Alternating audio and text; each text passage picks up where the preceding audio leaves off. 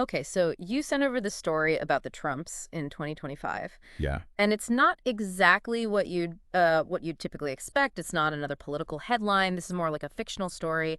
They're not out on the campaign trail. Instead, they're, well, on a journey of faith and compassion. What I find so fascinating is that it takes this family we think we know so well, right?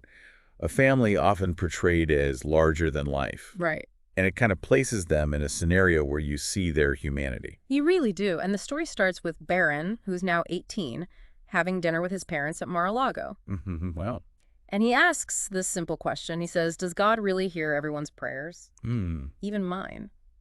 It seems simple on the surface. Yeah. Right. But you're right, there's this depth to it. We don't usually associate that sort of introspection with Barron. Exactly. And even Donald Trump, known for, well, always having an answer, Yeah. he's kind of speechless. Oh, wow. The story even mentions the Secret Service agents outside the room exchanging glances. It's like a really weighty question for everyone. You know what's interesting about that? The author really uses that to signal a shift. Yeah. I mean, to have Donald, of all people, be speechless, it suggests something powerful is happening. And it really sets them off in a new direction. Barron stumbles upon all these stories of faith and resilience online, and he decides he wants to help others believe. Interesting. And I found it interesting that it's Barron driving this, not his parents. It really flips the script on that traditional family dynamic. Doesn't it? And I think a lot of younger readers could connect with that. Seeing Barron, wanting to make a difference. Absolutely. And so the story follows them to this children's hospital with Barron giving out gifts and offering words of encouragement to these patients. Okay. And there's this shift in the family. Donald seems softer. Melania is very supportive. That hospital setting is important. I mean, Right. we think of hospitals as places of vulnerability. It creates a stark contrast with the usual image of the Trumps as, powerful. Oh, for sure. Yeah. And there's this moment where Barron connects with a young cancer patient, Emily, and he tells her that maybe God is working through her suffering.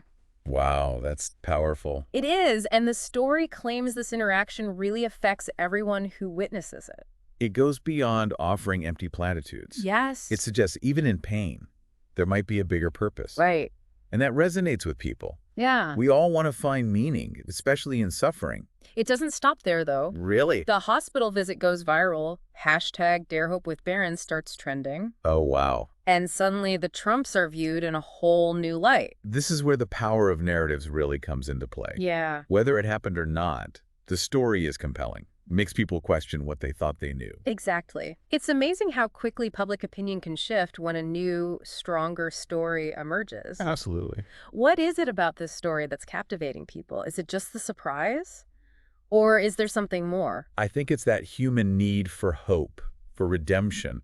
We love stories where people change for the better. Especially when it's someone, well, maybe we thought was flawed, and they start helping others. Right, exactly. It makes you think maybe things can be different. So even though it's made up, it gives you this sense of possibility. Like even divisive figures can find common ground. Yeah, and that can be a powerful feeling. To imagine a future where some of the negativity and division fades away. So the story goes on. Barron doesn't just stop at the hospital. He visits homeless shelters, connects with people there. It leads to this hope-renewed foundation being created. Oh, wow. Every interaction feels personal, like when he gives this boy Leo a bracelet that says hope on it. A bracelet. It's such a strong symbol, something you can hold on to, a physical reminder of hope, of change. Yeah, and it keeps the story grounded. It's not just big ideas. It's about human connection. It makes it relatable. Do you think the author put those symbols in there on purpose, like the bracelet? Or are they just trying to make it feel real? Probably both. Good storytellers use symbols, whether they realize it or not. The bracelet represents something bigger.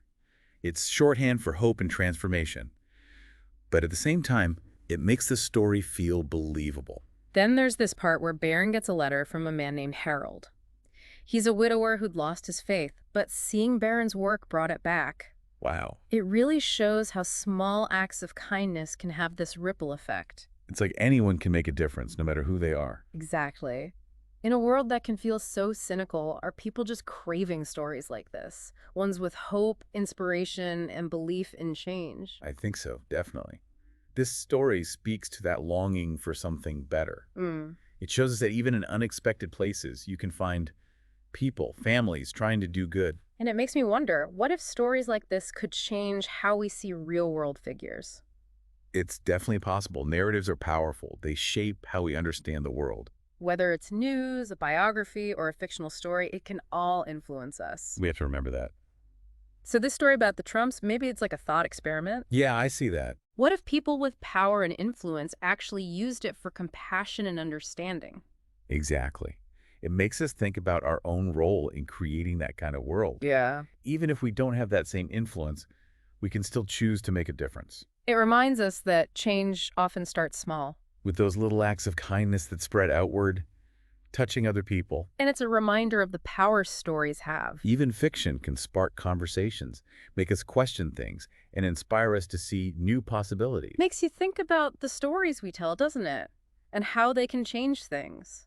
This one, with its focus on hope and redemption, it's so different from the political stuff we usually see, which can be pretty negative. It's like a deliberate counter-narrative, All right. challenging how we see the Trumps. Right. It paints them in this compassionate light, makes you question what you thought was true. And it highlights the power stories have, to shape how we see the world. Absolutely. News, social media, even a fictional story like this, they all influence us. It's a reminder to be careful, to think critically about the information we consume. Yeah, to question things. Because the stories we choose to believe, they have real-world consequences. So as we wrap up our deep dive into this story, what do you think is the biggest takeaway for our listeners? Well, I think it's that power of narratives, right? This story, even though it's fictional, it shows how even the most unexpected people can be a force for good. Yeah. And it makes us think about our own role in shaping those narratives. It reminds us that we all have the potential to make a difference, whether it's through our actions or words, or even the stories we share. So the next time you hear a story that challenges you or gives you hope, don't just dismiss it. Right. Take a moment to really think about what it's trying to say. Because you never know. That story might spark something new, inspire you to do something positive, even help create a better world. Well said. Thanks for joining us on this deep dive into the power of narratives. It's been a pleasure. We hope it's given you something to think about, maybe even a little hope and inspiration. Until next time, keep exploring, keep questioning, and keep believing in the power of stories to make a difference. Excellent advice. Thanks again.